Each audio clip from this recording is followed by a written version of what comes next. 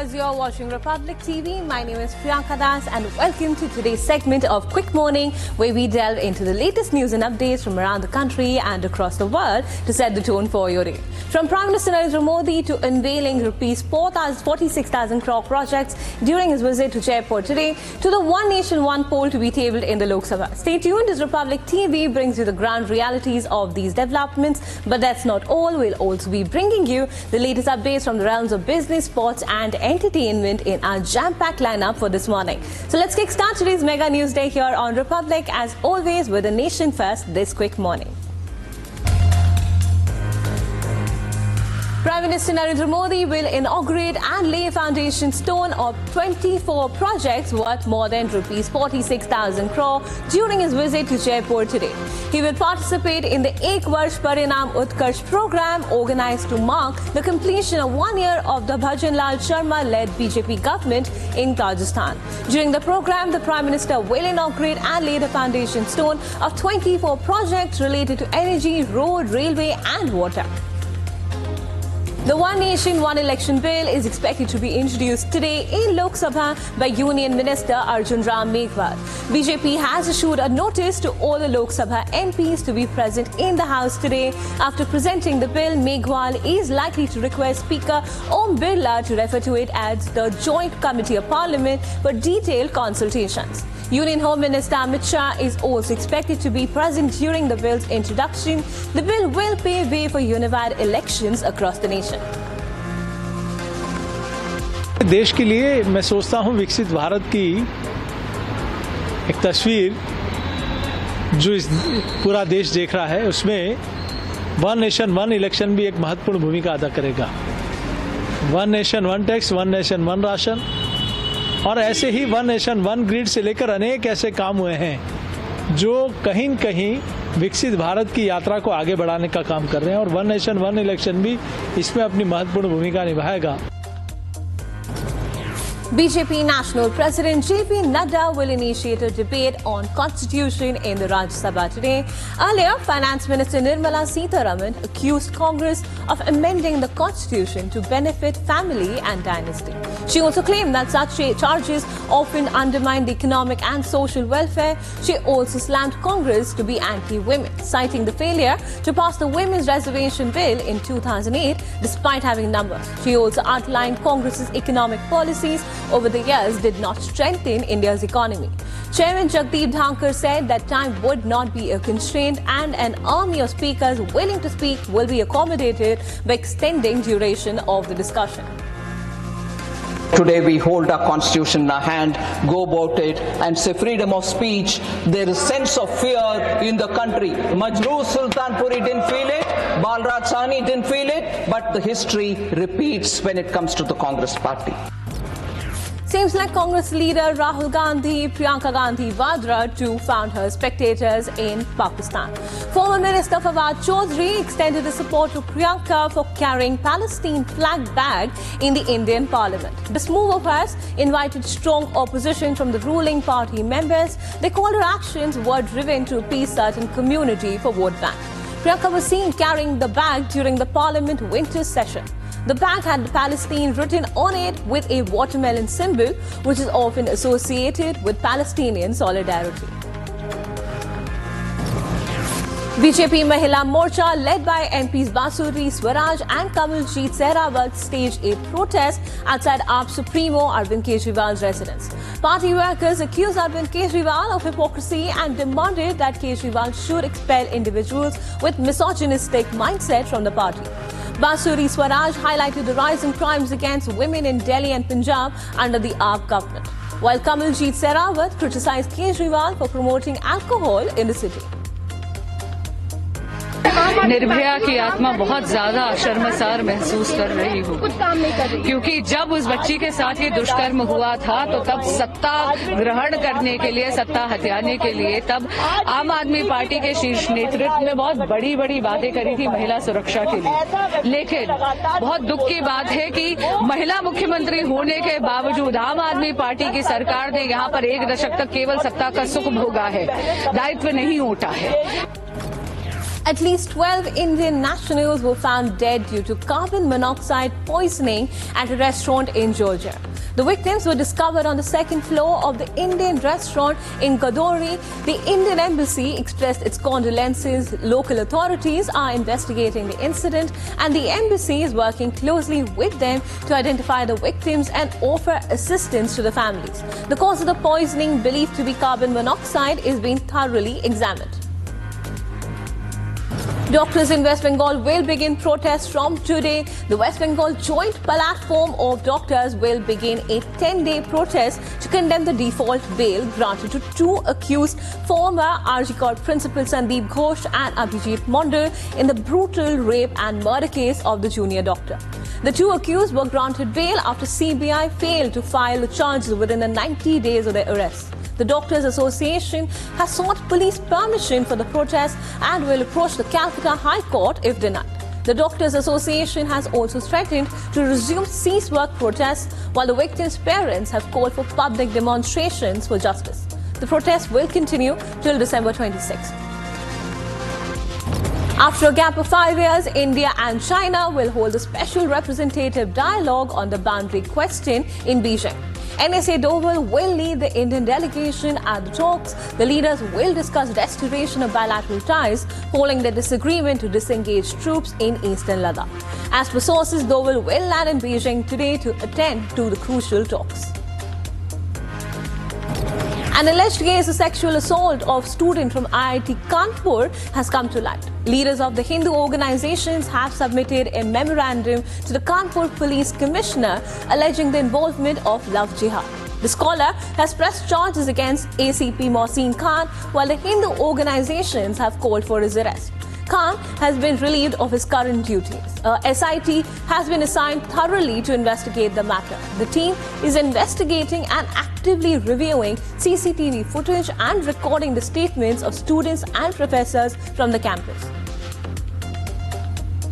तो एक एसपी जिन्होंने एक हिंदू दलित महिला को अपने प्रेम जाल में फंसाकर उसको अपना झांसा देकर कहीं ना कहीं उसके साथ जो बलात्कार जैसा कृत्य किया और उसको अपने जिहाद में लाने का जो प्रयास किया है, तो उस जिहाद में लाने के बाद जब उसकी जानकारी हुई तो उस पर मुकदमा तो दर्ज किया गया है, लेकिन अभी तक उसकी अरेस्टिंग नहीं हुई है और ना ही अरेस्टिंग के साथ साथ उसको अभी तक बर्खास्तगी की उसके साथ कार्रवाई हुई है। कानपुर पुलिस से आग्रह करेंगे कि तत्काल प्रभाव के साथ उस अपराधी की गिरफ्तारी की जाए और इसके साथ साथ जो जिहाद के जो एंगल निकल के सामने आए उसकी भी जांच की जाए। BRS has announced statewide protests today at 11 a.m. condemning the Congress government's alleged mistreatment of farmers in Lagacherla. The party has accused the state government of inhuman and oppressive actions against farmers in the region. The BRS has claimed that illegal cases had been filed against the farmers who were subjected to third-degree methods of interrogation, detained, and even handcuffed. They have also said that one of the farmers reportedly suffered from heat stroke during this ordeal. As part of the protest, BRS leaders and supporters will submit petitions at the Dr. B.R. Ambedkar statues in all constituencies. The petitions will highlight the alleged injustice faced by the farmers and demand accountability from the Congress government for its actions.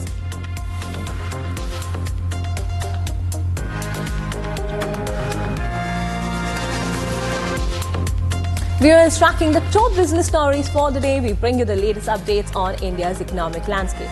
From HDFC Bank receiving warning from SEBI to Vedanta declaring a fourth interim dividend of Rs 8.5 per share for the financial year. Stay tuned as we delve into the key highlights shaping the business world today. HDFC Bank has come under scrutiny once again as it has received a second warning letter from SEBI within a week. The latest notice pertains to non-compliance with disclosure regulations regarding the resignation of a senior management employee named Arvind Kapil. SEBI has flagged a 3-day delay in reporting Kapil's resignation to stock exchanges and banks' failure to provide an explanation on the delay. The regulator has stressed the seriousness of the violation and advised the bank to avoid such lapses in the future. In response, HDFC has acknowledged SEBI's warning. Blackstone has emerged as the leading bidder in negotiations to acquire a 20% stake in Haldiram Snacks. The private equity giant is in talks to team up with Singapore's state investment firm GIC and Abu Dhabi Investment Authority for the transaction, which could see India's largest snack maker valued at almost $8 billion. The discussions have been ongoing for several months, and the report indicates that the talks are at an advanced stage. Vedanta has declared a fourth interim dividend of Rs 8.5 per share for the financial year. This decision was taken at a board meeting and will see a total payout of Rs 3,324 crore. Vedanta Resources, the parent entity, has been focusing on reducing debt and improving its financial structure. Notably, Vedanta Resources recently released encumbered shares held by various group subsidiaries such as Twin Star, Welter Trading, Vedanta Mauritius and Vedanta Netherlands. Union Food Minister Prahlad Joshi launched a Rs 1,000 crore credit guarantee scheme to help the farmers easily access the post-harvest loans. The scheme aims to reduce banks' reluctance to lend against electronic negotiable warehouse receipts.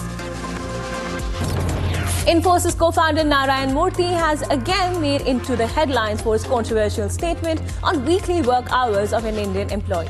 He has once again defended his call for a 70-hour work week, saying India's youth must step up and work harder to lift the country out of poverty. Speaking at an event in Kolkata, he pointed out that 800 million people in India still depend on free rations. Murthy urged the younger generation to take responsibility and embrace hard work to help the nation compete globally.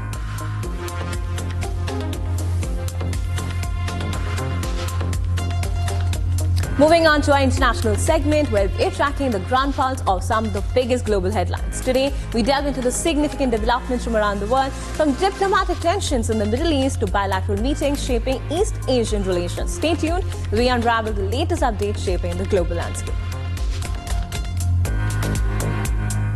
Israel's Prime Minister Benjamin Netanyahu has confirmed that the country is looking at doubling its population in the critical region of Golan Heights. The territory situated between Israel and Syria has been a matter of conflict for several decades. Israeli troops captured the Golan Heights shortly after the fall of the Assad regime. Around 31,000 Israelis currently reside in the area. Previously, President-elect Donald Trump had extended its support for Israeli sovereignty over Golan Heights, though Syria has constantly demanded Israeli troops to withdraw. Turkey and Qatar have condemned Netanyahu's move of doubling population in the buffer zone. Meanwhile, Netanyahu said that Israel has no interest in indulging in any conflict with Syria. Syrian President Bashar al-Assad, who was forced into exile by Syrian rebels, has released his first statement after he fled away to Moscow. The former president has said that he never intended to step down or seek refuge and was prepared to fight terrorism. He also said that he intended to clarify misinformation and fake narratives. Former Syrian leader and his family are currently seeking refuge in Russia as their properties in Syria continue to be raided and demolished by angry mobs. Canadian Finance Minister Chrystia Freeland has resigned from the cabinet. She was considered as Prime Minister Justin Trudeau's most powerful and loyal minister. She has said that the resignation was the most honest and viable path. In her letter, she mentioned that both the leaders had differences and disagreements over tax policies. While Trudeau has plans on leading the Liberal Party, several party members do not want him to run for the fourth term. Freeland's resignation comes as Trudeau is trying to recruit Mark Carney to join his government. Chancellor Olaf Scholz has lost confidence vote in the German parliament. He only secured support of 207 lawmakers out of 733 members in the lower house. While 394 people voted against him, 116 abstained from the motion. Scholz's three-party coalition collapsed earlier when he fired his minority government's finance minister in a dispute over how to revitalize Germany's stagnant economy. As Scholz lost the confidence motions, Germany can expect elections to happen sooner than expected, though the final decision lies in the hands of President Frank-Walter Steinmeier. In yet another harrowing school shooting in the US, several people were shot dead at a private Christian school.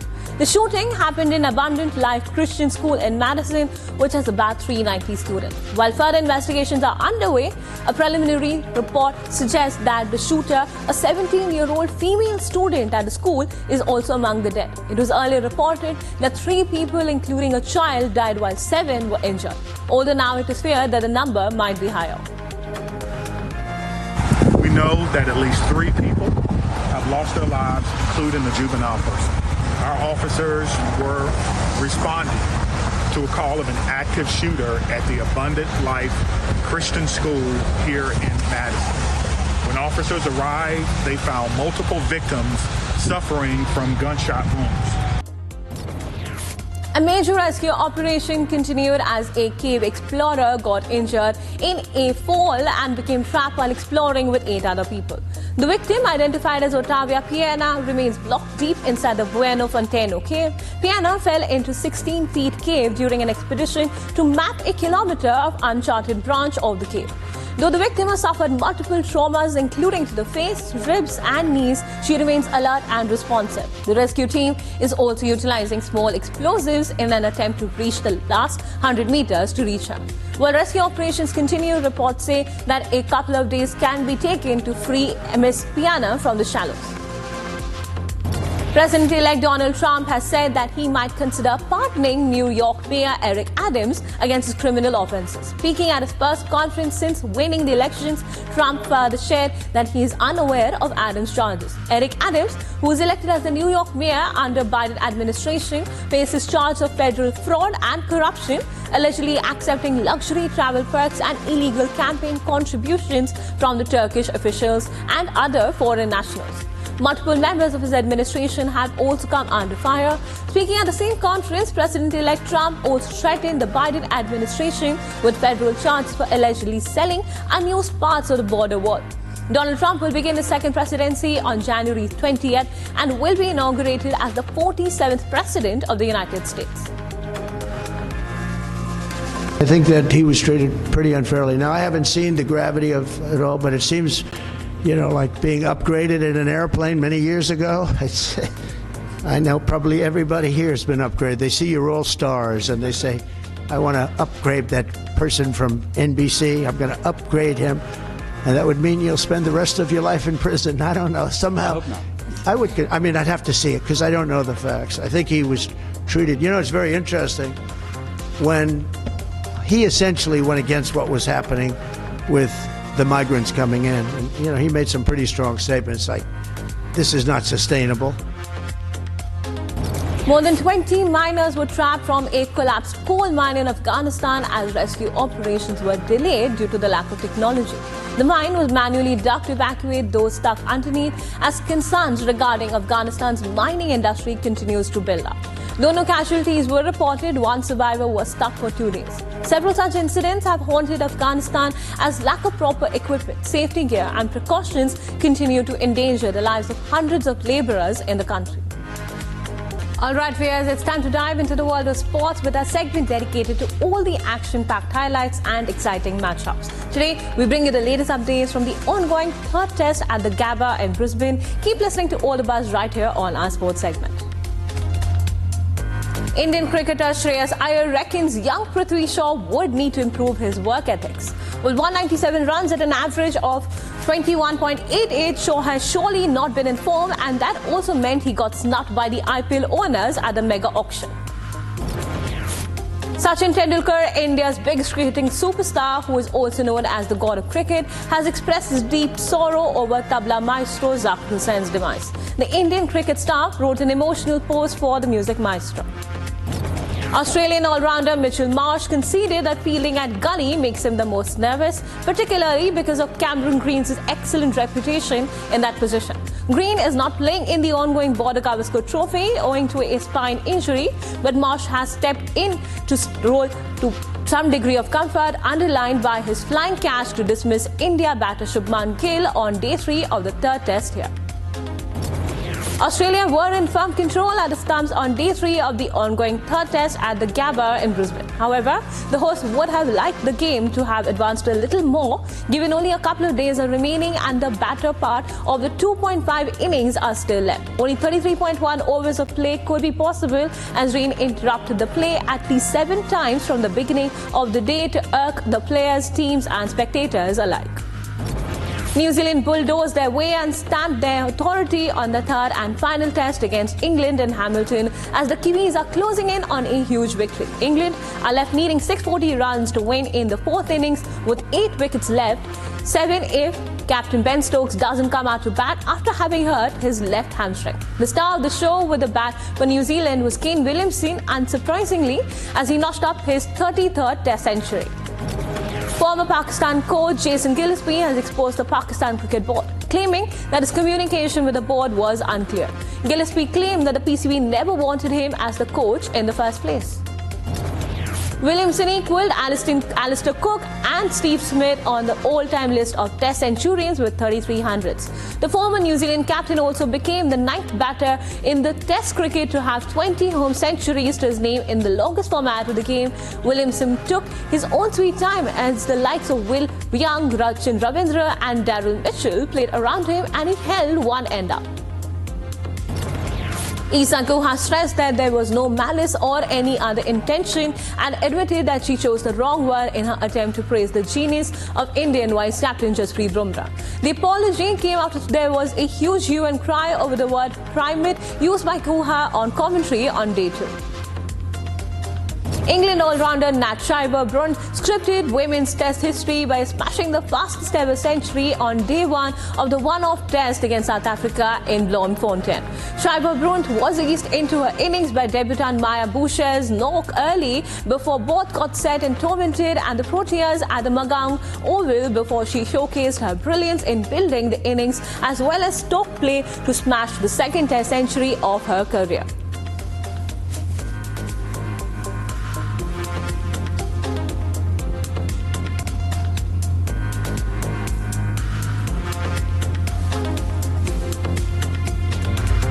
Tracking the bars, it's time to delve into the world of entertainment. Today we bring you the highlights from across the Gales Awards. This and more as we unravel the latest from the entertainment industry this morning.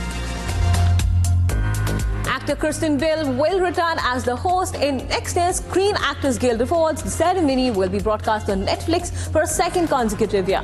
The 31st annual awards ceremony will honor outstanding performances across films and television areas. It will air on February 23rd from Los Angeles. Bell has previously hosted the awards ceremony in 2018.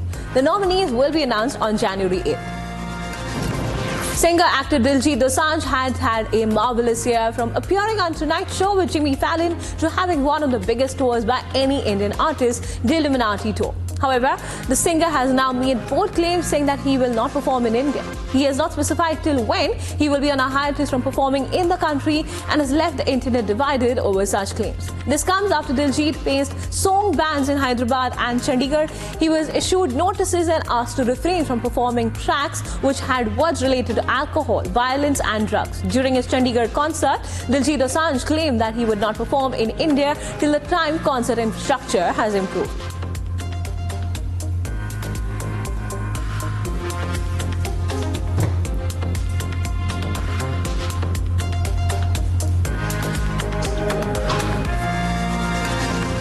Viewers, and that's a wrap for today's segment of Quick Morning. Don't go anywhere as we bring you all the developments from around the country and the world only on Republic TV.